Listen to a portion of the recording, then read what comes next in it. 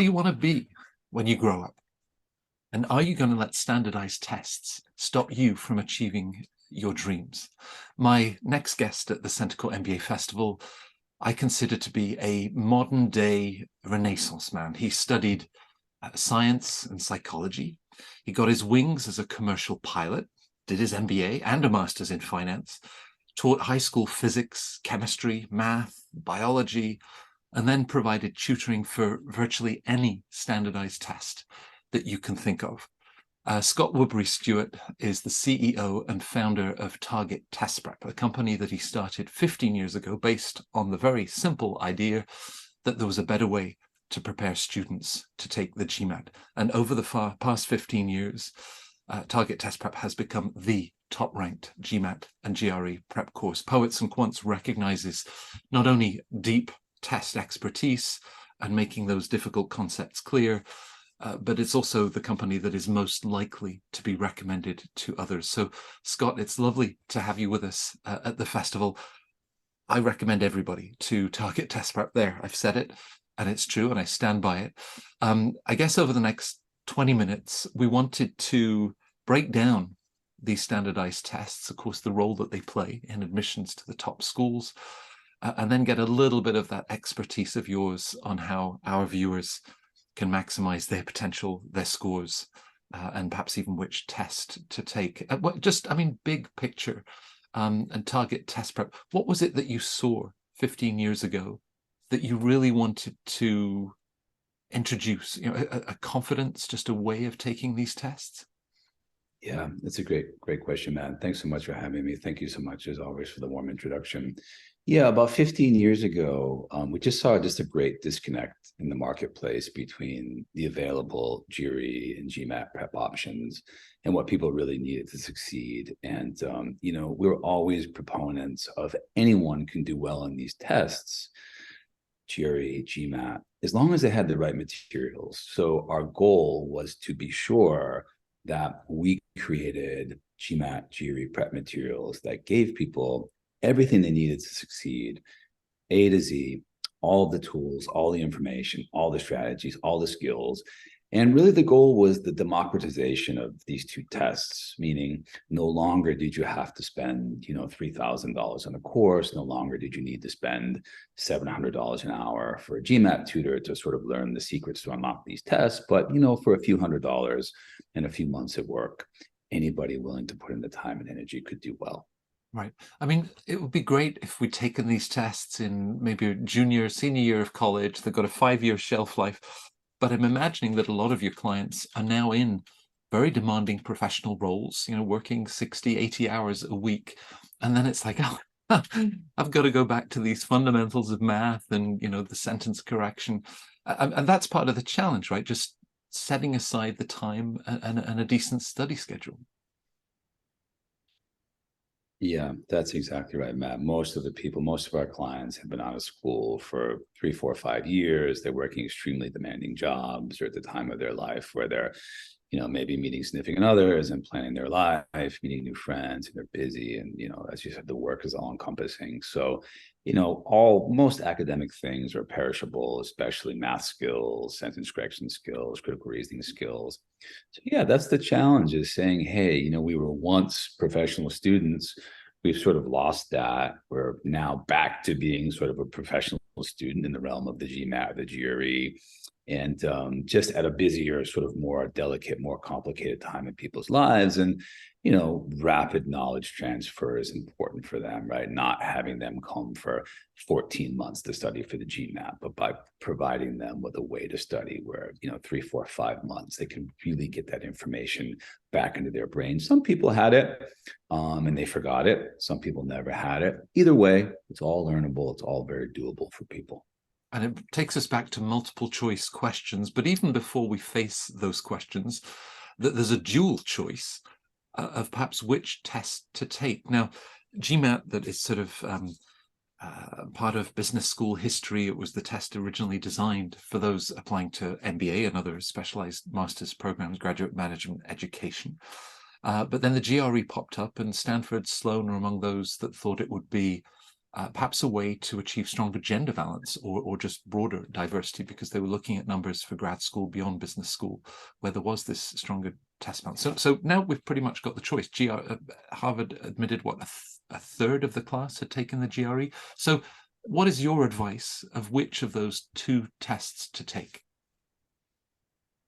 Yeah, a great point, Matt. As you said, both tests are accessible to people applying for an MBA program. So the beauty is people do have the ability to choose which test is better for them. I think, the primary thing I tell folks is, hey, let's start with a practice test. Let's take an official GRE. Let's take an official GMAT. If one of those two tests is strikingly higher, if the result of the score is strikingly higher than the other, that's a pretty good indication that test is going to be an easier road for you. That's usually the primary mechanism we look at. Besides that, there's a number of other factors which students can consider. Obviously the math and the GMAT, it's going to be a little more tricky than the math and the GRE. Still very learnable. I mean, the truth is also, Matt, that the study time for the GMAT and the GRE are about the same. So I kind of want to make sure we emphasize that to the viewers, that it's not like the GRE is going to be a shorter time frame. The timeframes are about the same. If we look at the tens of thousands of people, for example, who use the target test prep course, and we look at their average study time per week, their average study time per month, et cetera, they're pretty close. They converge pretty closely over the months in terms of the people who do well in the GMAT and in terms of the people who do well in the GRE. So it's not like either of the tests is going to be faster. Obviously the GRE has way more vocabulary than the GMAT. So if you're a person who either liked or disliked studying large quantities of vocabulary words, that could, depending on how you feel, if you didn't like doing that, that might lead you towards the GMAT. If you like doing the vocabulary, it leads you towards the GRE. Of course, the GMAT has the sentence correction section, which involves diction and critical reasoning and logic in grammar. That's not present on the GRE. So if you're a person who is more excited to learn about grammar and logic and writing, that can move you towards the GMAT. If not, it can move you towards the GRE. As I said, the GRE math section is a little bit more straightforward, but not easy. That's the key. So I want to be really careful there. Being a little more straightforward doesn't mean easier. It just means the type of thinking involved, at least for me, is a little bit different than the quantitative section on the GMAT. And the one other thing I'll say too is, some people say, hey, I'm a little nervous of the computer adaptivity on the GMAT. Of course, GMAT is adaptable or adaptive at this question level. In general, get a question right, get a harder question. Obviously, that's an oversimplification. Get a question wrong, get an easier question. The GRE is adaptive on the section level, meaning you have a set section. Based on your performance on that section, you get a different next section. And at least in my opinion, there's nothing to be afraid of about the question level adaptivity on the GMAT. It tends to be even, I think, a little bit more forgiving for people. I think because it is adjusting on a question by question basis, the test maker can be a little bit more forgiving in terms of the scoring versus the GRE. I think it's a little less forgiving in terms of getting questions wrong. It's something to think about too. But yeah, absolutely, both tests are extremely doable for folks. Got it. And no, it's good to give that reassurance and clarity. One aspect, there are 200,000 GMAT tests taken every year, 800, 900,000, I think, on the GRE. Now, both of them provide what they describe as a percentile ranking, which looks at your performance compared to others. The GMAT, if it's attracting people for business school, the quant, the analytical schools that will be necessary, whereas GRE is across a broader graduate school. You can use it for business school, but any other areas of grad school. And perhaps people that are studying anthropology, art history, where maybe that quant section isn't quite as important. Would that make a difference in terms of the percentile rank that you might achieve in either of the two tests? It's a good question, Matt. I think at the end of the day, everything pretty much sort of evens out.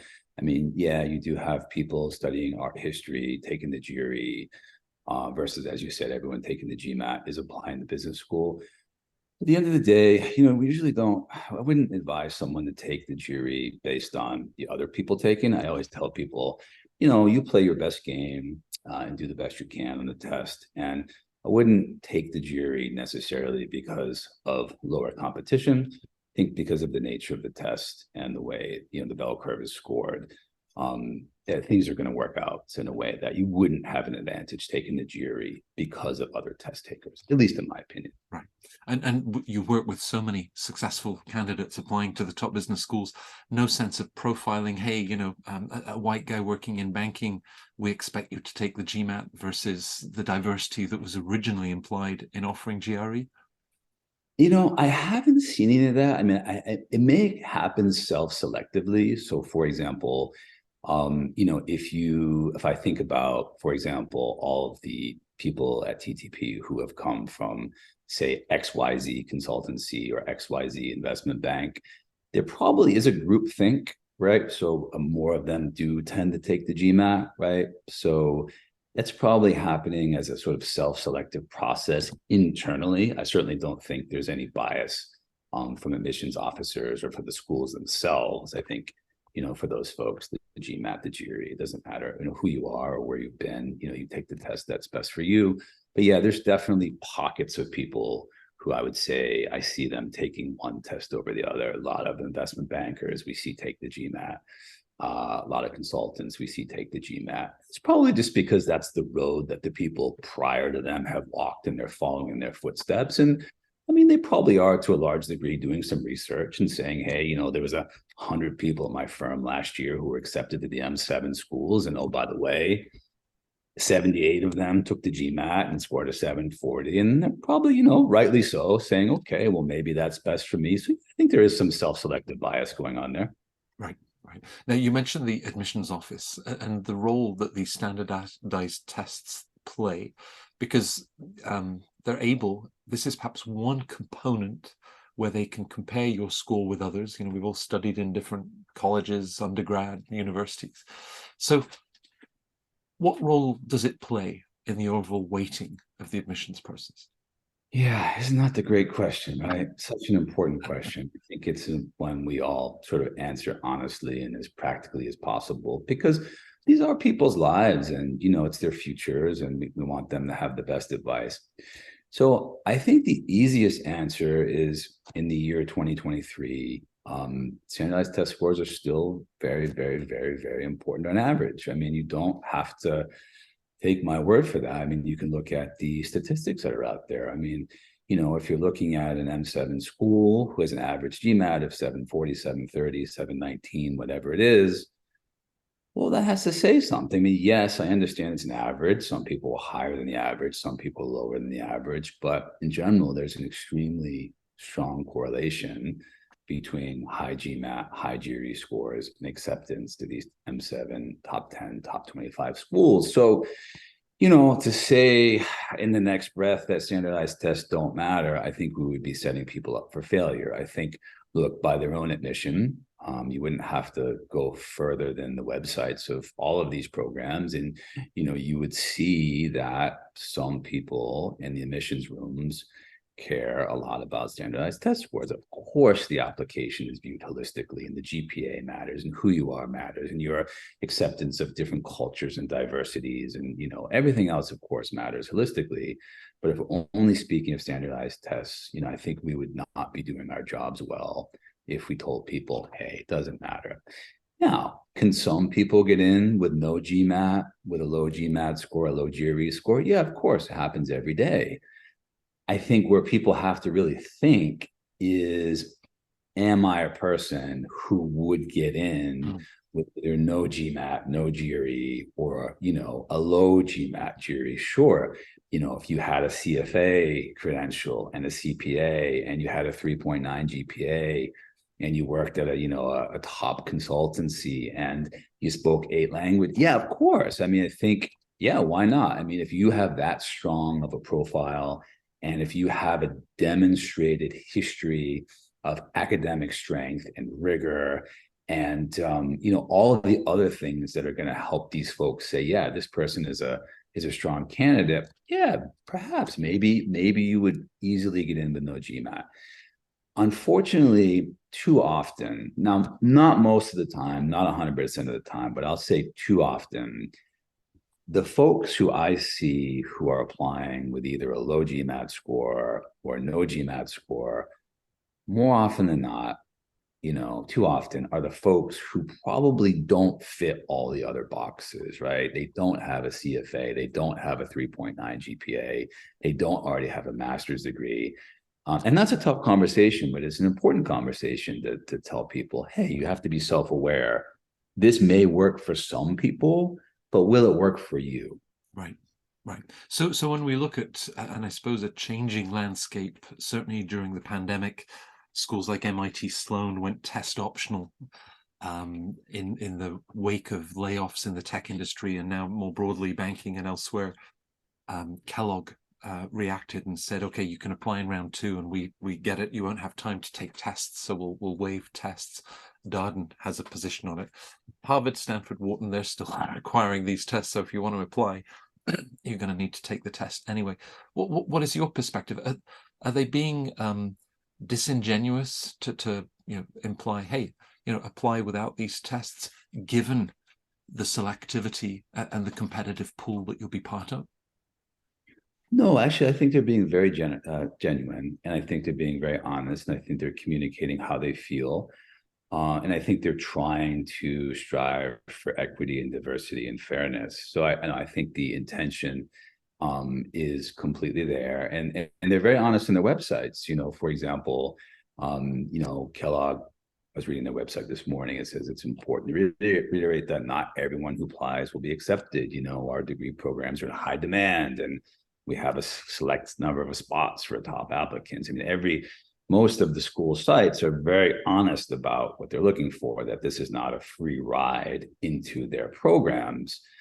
For example, I've watched a lot about what the folks at Darden have had to say about their programs and standardized tests. And they're being very open. They're saying, look, I mean, if you have a CFA and a CPA and you've done a ton of, core courses in statistics and economics and probability, and you do quant reasoning in your job, sure, we'd love to have you perhaps a standardized test score. So I think it's up to the end user, right, the applicant, to really think carefully and not just say, oh, of course, I don't have to apply with a GMAT. Right. So the schools, I think, are being very honest, very genuine, but they're also saying, look, I mean, this is for a select group of people. You can't expect to have a 2.9 GPA, and you can't expect to have not done statistics in 10 years. And, and then show up and say, hey, I'm applying without a GMAT. Because I think at the very best, that demonstrates a lack of judgment on the sort of part of the applicant, because to me, it demonstrates a lack of research into what the process should be. And do I need a GMAT or a GRE score? So I think they're being very genuine. I think their heart's in the right locations. And my message to students is always, you have to ask yourself, is this going to be right for you? Right. And if it's on the line, this is such an important thing. Like sometimes people are like, well, I had a 3.3, I've been at McKinsey or Bain or somewhere, and I'm pretty good. I say, you're really impressive. I would give you my biggest vote of confidence, right? Unfortunately, I don't make the admissions decisions. If we feel like we're on the line, like we do this process once, let's play it safe, right? Like, let's play it safe. If taking the GMAT means, you get into HBS or not, or you get into Darden or not, or whatever school you want to talk about, we're talking about 3 or 4 months of your life for an investment of $250,000, and an investment that should pay off both personally and professionally for many decades to come. Yeah. So as I said, if it's really coming down to let's just spend 3 or 4 more months on this, in my opinion, let's do it, right? Yeah. No, I think also the admissions office, as you say, they're looking for reasons to admit people, not reject people. And they want you to thrive and flourish in the classroom with the sort of core competences and skills these tests are designed. So we've got you for the CentreCourt MBA Festival and wanted to be able to share with our viewers some of your insights, some of your advice as you then approach either of these 2 tests. We noted take a practice test, GMAT, GRE, to feel, see where you feel most comfortable. So what are your tips? What if we had to identify 3 really golden pieces of advice for either the GMAT or the GRE, what would they be? Yeah, that's a great question. And yeah, there's 3 bright lines for sure I could share with folks. So start the process early. So after you've taken your practice GMAT, your practice GRE, and you've really considered it, and you've thought, yeah, I'll take the GMAT, for example, I would start early. It's going to take 95% of the people considerably longer than they think it's going to. And if you ask me, if you say, hey, Scott, what's the number one criteria that will either lead to success or lead to failure on a standardized test like the GMAT? It's how much time are you willing to study for? Most of the people who could have got a really high score and didn't could be distilled down to one reason: they didn't study for long enough, right?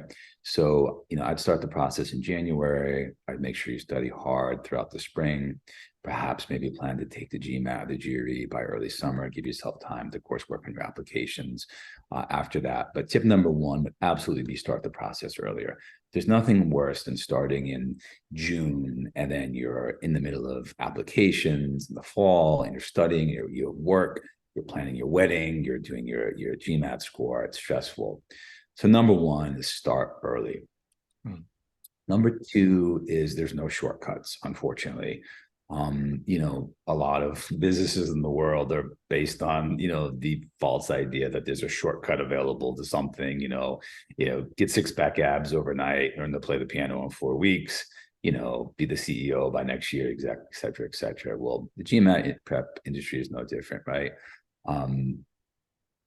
I would make sure you use materials that are comprehensive, that are rigorous, and actually give you the information you need. Because the worst thing is if you invest in something that sort of is less than what you need, the Cliff Notes version of the GMAT or the GRE, so to speak, and you invest a couple months and show up at the test and realize you sort of left with nothing more than a shiny object and a hollow bag of tricks. That's a bad feeling. And you're starting again to figure out, okay, what should I really be doing? So my best advice to people is whatever test prep, course they use, make sure it's rigorous and comprehensive. Don't try and take the shortcut. Because for me, in 15 years of doing this, most of the time, the shortcut ends up becoming the long, circuitous path to the test, and nobody wants that. And the third point is really just an extension of the first one. Don't take the test until you're ready. So if I looked at 1,000 people who sort of got 680, but yet were gunning for 700 or 730, it's because they took the test a little too soon. And I have to kind of counsel people on that. They're like, oh, Scott, I can't get there. I got a 680. I'm like, give it another month. Like, what were your practice tests? And the practice tests were 670, 680, 690. I'm like, you're just not ready yet. It's okay, right? Let's put in a few more months. Let's make sure we have the evidence from your MBA.com practice test or your ETS practice test if you're taking the GRE. Let's make sure we have statistical evidence that you're ready to take the test. The fact that you're getting a 680 today, that's a snapshot at this very moment in time. That doesn't mean you're always going to get a 680 or you're capped at a 680. It just means we need some more practice. So I always tell people, look, there's no limit to how high you can do, except for the limit of the test range, right? 800 on the GMAT. Nobody needs that. But there's no limit to what you can do. So don't cut yourself short. If you're scoring close to your goal, but not exactly at your goal, give it some more time. So there's being purposeful. This is not wishful thinking, and it's not Bill Murray in Groundhog Day, where we wake up the same day and we can learn to play the piano in many languages to go with it. That's right. So it's being very intentional. And what do you typically see? Because Target Test Prep, you work with so many thousands of candidates, and the score improvements that I've seen that have just been stunning. Do the first 40, 50 points come quickly because you're getting back into that sort of framework of a standardized test, but it's not a linear curve, right? So it might be the next 40, 50 points that will really require that hard work.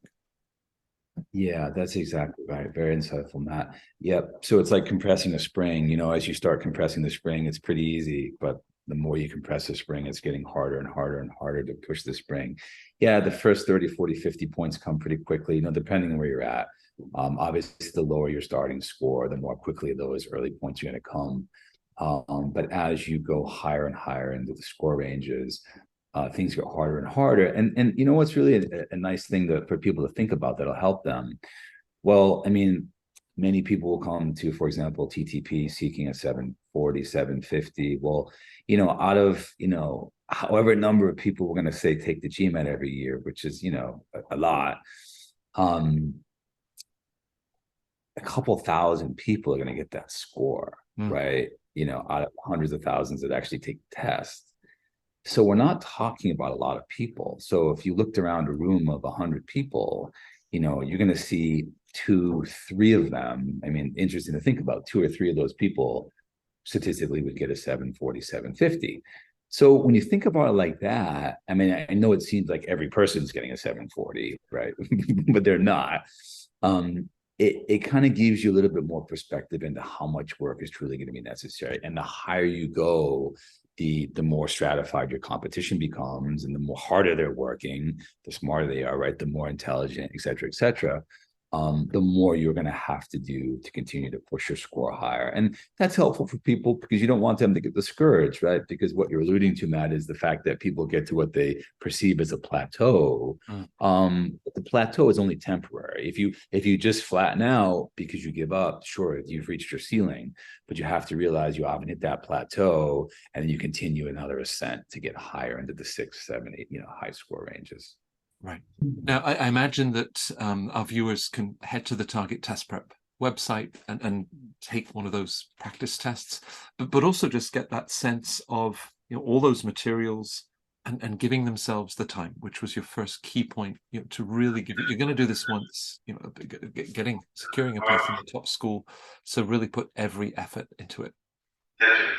Sorry, I'm so sorry. Yeah, they're saying it's a test, but it's going to be going off. Do you want to? Was that one more question, or did you have some more? No, we were done. So okay. So if you want, I could maybe tomorrow do that, or if that was enough. No, I'll take one more shot at it. Invite the viewers onto your website. Okay. We'll do our goodbyes, and if you can stay on after we stop the recording. But So Scott, thank you. And I know that our viewers can head to the Target Test Prep website. You've got lots of sample materials. Maybe take one of those practice tests that you were describing, and you all heard the advice. Give yourself the time. You're going to be doing this once to get a place in one of those top business schools. Scott, thank you. It was great to have you with us and share so much advice. And I hope that our viewers will be reaching out very soon. It's always a pleasure, Matt. Thanks so much for having me on CentreCourt. Always just a wonderful program for folks. And I know all of our students love coming and they get so much value out of this. So thank you. Thank you so much for having me.